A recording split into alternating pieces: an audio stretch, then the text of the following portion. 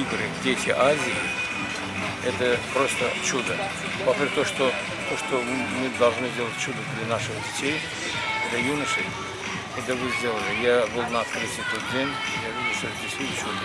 Это открытие было прекрасное. Обычно Олимпийские игры проводятся, открытие и закрытие всегда остается в памяти. Но у вас открытие было не хуже Олимпийских игр.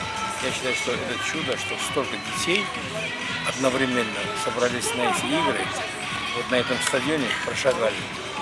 Вот я считаю, что ради этого спортивному миру стоит жить.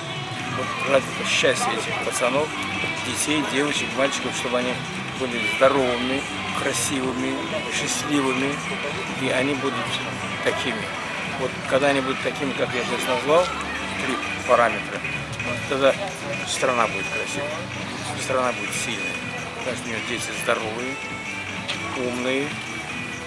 И я думаю, что это как раз нужно, чтобы страна имела таких детей на будущее. И это будущее. Здоровые дети, умные дети, физически здоровые дети и грамотные дети. Это будущее любой страны, в том числе и вашей страны. Я поздравляю вас с прекрасной организацией этих игр. Я думаю, что вы просто сегодня number one в мире.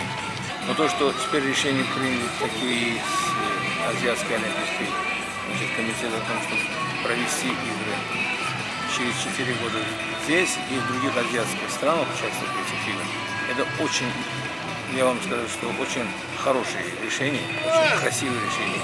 Это как раз для эволюции этих игр она так еще поможет. Понимаете?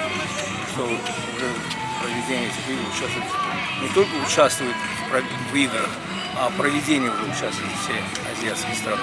Это хорошая эволюция. Это хорошая эволюция. Я думаю, что она будет еще красивее, еще лучше.